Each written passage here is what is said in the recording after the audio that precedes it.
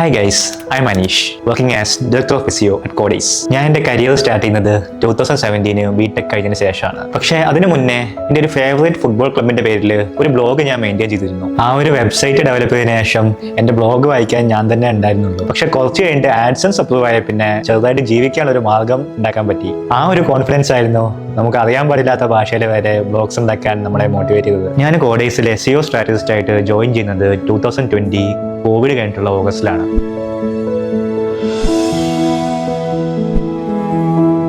Initially ഞാൻ കുറച്ച് struggle ചെയ്തു. അൽഗോരിതമിക് അപ്ഡേറ്റ്സ്, മാനുവൽ പെനാൽറ്റീസ്, അതിനുശേഷമുള്ള ഹസിൽസ്, സ്ലീപ്ലെസ് നൈറ്റ്സ്. പക്ഷെ ഫാസ്റ്റ് ഫോർവേഡ് ഇപ്പോൾ നോക്കുമ്പോൾ വേൾഡ് ക്ലാസ് ആയിട്ടുള്ള ഒരു SEO ടീമിനെ ഡെവലപ്പ് ചെയ്യാൻ പറ്റി എന്നുള്ളത് ഞാനൊരു വലിയ കാര്യമായിട്ട് കാണുന്നുണ്ട്.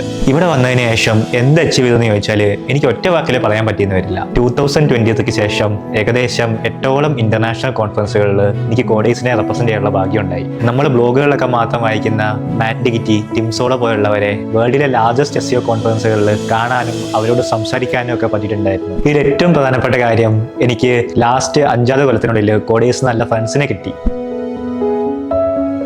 ഞാൻ ആരുടെയും പേരെടുത്ത് പറയുന്നില്ല, പക്ഷെ എൻ്റെ ലൈഫ് കളറാക്കിയതിൽ എല്ലാവർക്കും ഒരു പ്രധാനപ്പെട്ട ഒരു പങ്കുണ്ട്. അറ്റ് ലാസ്റ്റ് ഞാൻ പറയുമ്പോൾ ഈ കാലത്ത് മിഡിൽ ക്ലാസ് ഫാമിലിയിൽ ജനിച്ചിട്ട് ഫിനാൻഷ്യൽ സ്റ്റെബിലിറ്റി അച്ചീവ് ചെയ്യുന്നത് കുറച്ച് ബുദ്ധിമുട്ടുള്ള ഒരു കാര്യമാണ്. പക്ഷേ ഈ ലാസ്റ്റ് 5 to 6 years ടൈം പീരീഡിൽ എന്നെ വിശ്വസിച്ച് എനിക്ക് റെസ്പോൺസിബിലിറ്റീസ് ഏൽപ്പിച്ച് എനിക്ക് ഫിനാൻഷ്യൽ ഫ്രീഡം അച്ചീവ് ചെയ്യാൻ സഹായിച്ച കോഡീസിന്റെ ഫൗണ്ടേഴ്സായ ഇജിനേട്ടനോടും ചരിത്രേട്ടനോടും ഞാൻ ഹേർട്ട്ഫെൽറ്റ് ആയിട്ട് താങ്ക്സ് പറയുന്നു.